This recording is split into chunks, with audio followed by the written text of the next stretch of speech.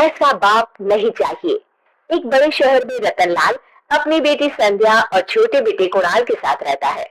रतनलाल बहुत गरीब है और शराबी किस्म का आदमी है। वो रिक्शा चलाकर अपना जीवन यापन कर रहा है। रतनलाल एक अधेड़ उम्र के आदमी योगेश्वर को कभी कभी अपनी रिक्शा से मार्केट या मंदिर छोड़ता है और कभी कभी बाजार से उसका सामान भी ले आता है। एक दिन रतनलाल योगेश्वर से कहता है, साहब आपके पास गाड़ी है, फिर भी आप कभी कभी रिक्शा से क्यों जाते हो? इन शहर की गलियों को आराम से देखना मुझे बहुत पसंद है। ठीक है साहब, मैं चलता हूँ, कल फिर आऊंगा। अरे रतनलाल रुको तो, मैंने सुना है कि तुम अपनी बेटी को कुछ पैसों के बदले किसी को दे रहे हो।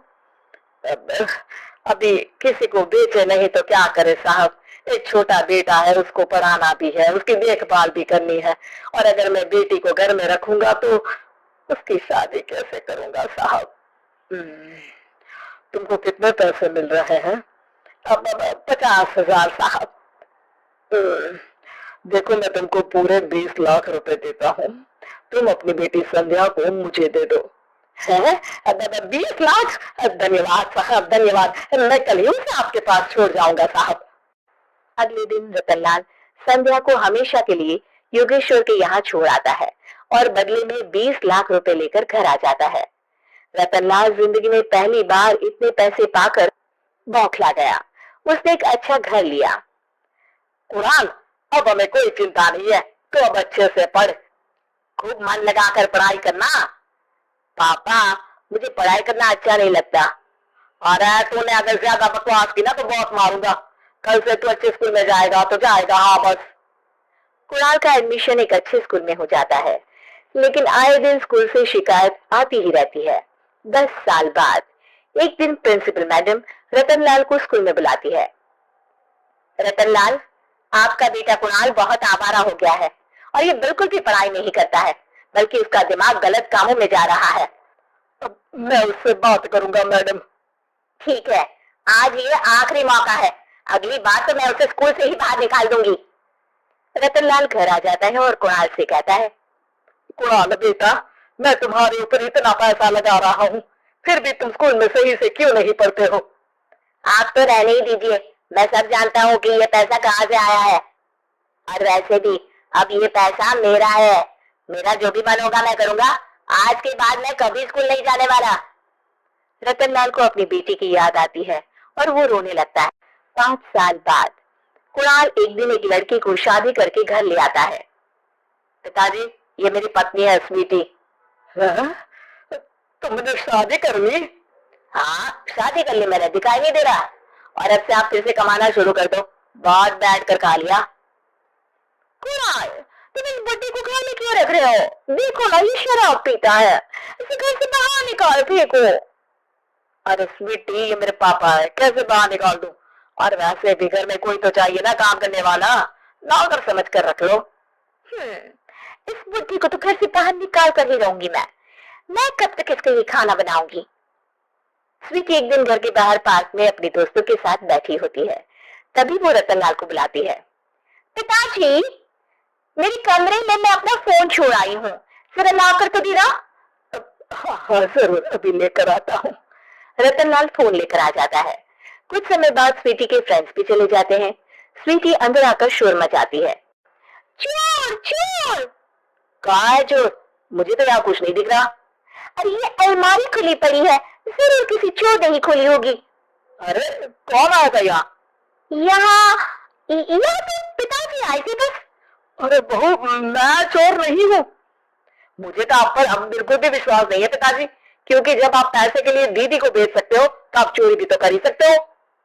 अरे लेकिन वो सब तो मैंने तेरे भले के लिए किया था ना। मैं तो कहती हूँ कि हमें इनकी कमरे की तलाश लेनी चाहिए। तुम बिल्कुल सही कह रही हो, चलो।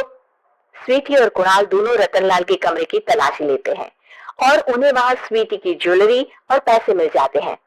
मैं तो पहले ही जानता था कि चोर आप ही हो, निकल जाओ मेरे घर से और दोबारा अपनी शक्ल मत दिखाना। रतनलाल आंखों में आंसू लिए घर से निकल जाता है।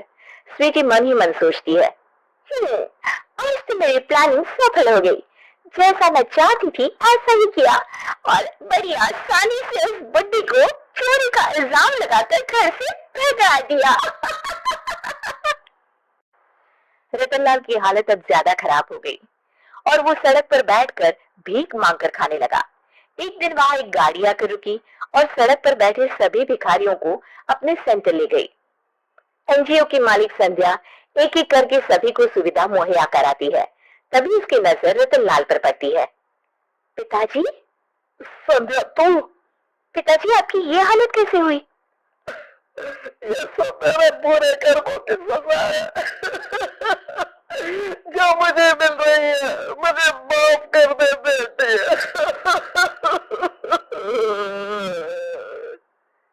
पिताजी, मैं आप तक बिल्कुल भी गुस्सा नहीं हूँ, क्योंकि आपने मुझे यहाँ भेजकर अच्छा ही किया। मेरी जिंदगी बदल गई।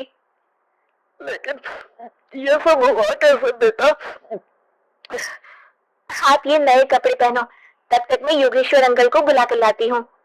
योगेश्वर अंकल? हाँ अंकल। योगेश्वर जी ने तुझसे शादी नहीं की थी?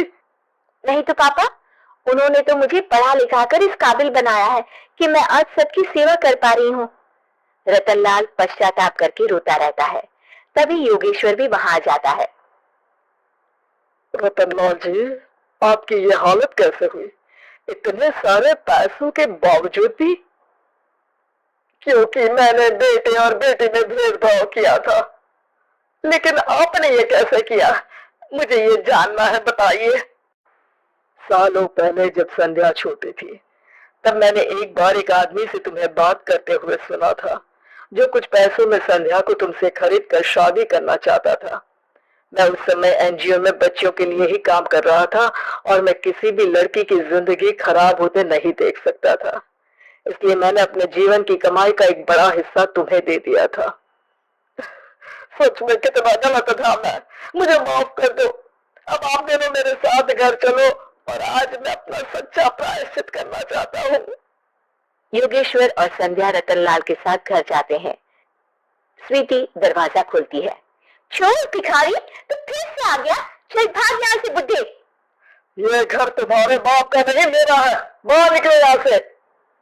रतनलाल कुणाल और संध्या को घर से बाहर निकाल देता है। योगेश्वर जी, अब ये घर आपका है और अब आप यहाँ एक और एनजीओ खोल सकते हैं। शायद अब ये सच्चा प्रायश्चित है। संध्या अपने पिता के गले लग जाती है।